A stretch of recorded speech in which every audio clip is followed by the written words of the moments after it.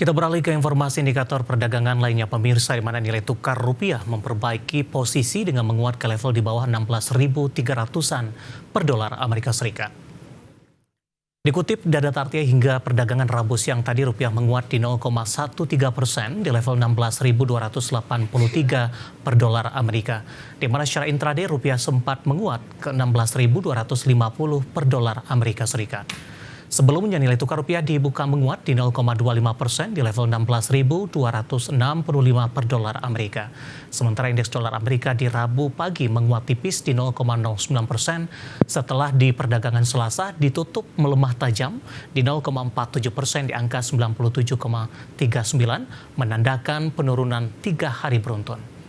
Dari sisi sentimen, Ketua The Fed Jerome Powell menyampaikan Komite Pasar Terbuka Federal masih membutuhkan lebih banyak data sebelum mengambil keputusan kebijakan suku bunga.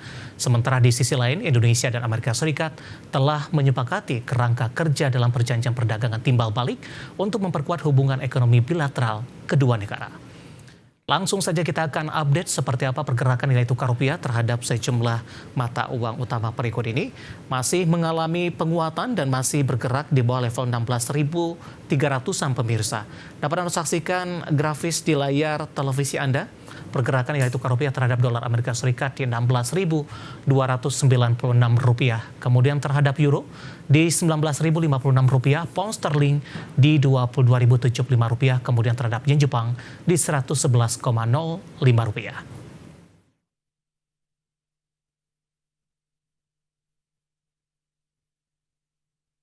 Informasi komoditas, harga batubara rebound signifikan setelah 2 hari terakhir mengalami pelemahan yang cukup dalam. Harga emas melesat dan menyentuh level tertinggi 5 minggu terakhir, sementara harga minyak naik di tengah kesepakatan dagang Amerika dan Jepang. Harga batubara akhirnya menguat setelah 2 hari mengalami pelemahan. Merujuk Refinitiv, harga batubara di Selasa waktu setempat ditutup di 112,5 dolar Amerika per ton, rebound signifikan 2,32%. Penguatan ini memutus tren negatif batubara yang turun 2,7% dalam 2 hari sebelumnya. Kenaikan harga batubara ditopang penguatan harga batubara jenis kokas. Diketahui kontrak coking coal paling aktif di Dalian Commodity Exchange melonjak hampir 8% ke level tertinggi sejak 19 Maret di 146,19 dolar Amerika per ton.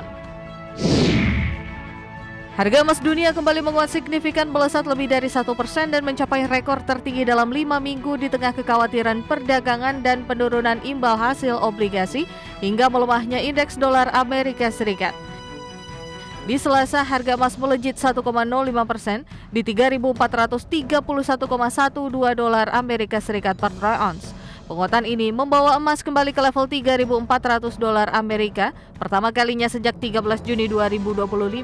Sementara di Rabu pagi, harga emas di pasar spot melemah 0,1% di 3.427,85 dolar Amerika per troy ounce. Harga minyak mentah dunia naik di Rabu pagi waktu Asia setelah mengalami penurunan selama 3 sesi beruntun. Kenaikan ini dipicu kesepakatan dagang antara Amerika Serikat dan Jepang dan penurunan stok minyak mentah Amerika Serikat yang mengindikasikan peningkatan permintaan. Mengutip Reuters, harga minyak mentah Brent naik 0,48% di 68,92 dolar Amerika per barel. Minyak mentah West Texas Intermediate atau WTI Amerika juga menguat 0,51% di 65,64 dolar Amerika per barel.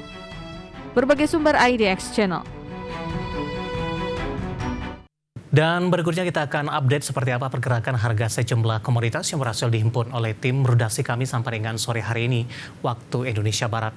Dapat Anda saksikan grafis di layar televisi Anda pemirsa, di mana minyak WTI menguat di 0,29% di level 65,50 dolar Amerika per barel. Nikel menguat di 0,05% di level 15.501,88 dolar Amerika per metrik ton. Emas melemah tipis di 0,09% di level 3.440,72 dolar Amerika per troy ounce. Sementara CPO kontrak pengiriman Oktober 2025 menguat cukup signifikan di 1,04% di level 4.309 ringgit Malaysia per tonnya. . 。Selanjutnya mari kita coba simak beberapa sentimen yang berkembang yang berhasil dihimpun oleh tim redaksi kami di sepanjang perdagangan hari ini dan diproyeksikan akan mempengaruhi pergerakan indeks harga saham gabungan baik dari domestik maupun internasional. Dan informasinya apa saja? Mari kita simak rangkuman berikut ini.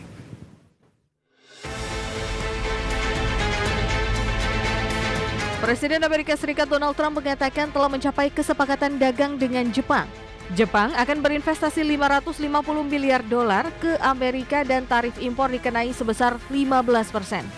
Trump dalam unggahan di Truth Socialnya mengatakan Amerika dan Jepang sudah menyelesaikan kesepakatan besar dengan Jepang dan mungkin menjadi kesepakatan terbesar yang pernah dibuat sejauh ini.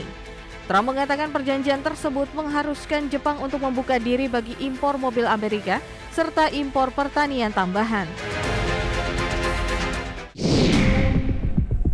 Wall Street ditutup beragam di Selasa waktu setempat. Indeks S&P 500 mencatat rekor penutupan baru dengan kenaikan tipis di tengah pelaku pasar mencerna laporan keuangan terbaru dan perkembangan baru dalam perdagangan internasional. Indeks S&P 500 naik 0,06%, ditutup di 6.309,62. Ini adalah penutupan rekor ke-11 sepanjang 2025. Indeks Dow Jones Industrial Average menguat 0,4% di 44.050,44. Dan sebaliknya indeks Nasdaq melemah 0,39% di 20.892,69 terbebani penurunan saham teknologi salah satunya Nvidia yang terkoreksi 2%.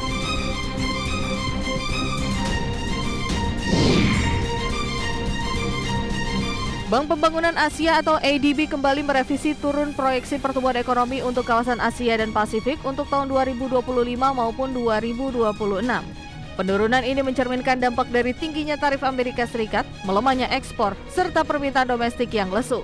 Dalam laporan Asian Development Outlook edisi Juli 2025, ADB memproyeksikan pertumbuhan ekonomi negara berkembang di Asia dan Pasifik akan mencapai 4,7% di 2025, turun 0,2 poin persentase dari proyeksi April. Sementara di 2026, pertumbuhan diperkirakan hanya mencapai 4,6%, turun dari 4,7% proyeksi sebelumnya.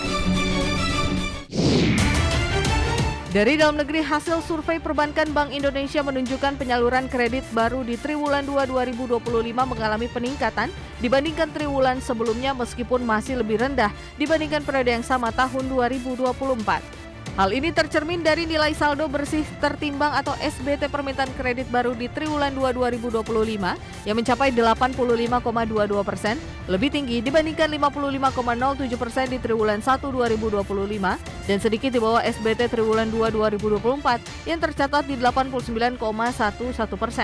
Peningkatan permintaan kredit baru terutama didorong oleh kredit modal kerja dan kredit investasi. Berbagai sumber IDX Channel.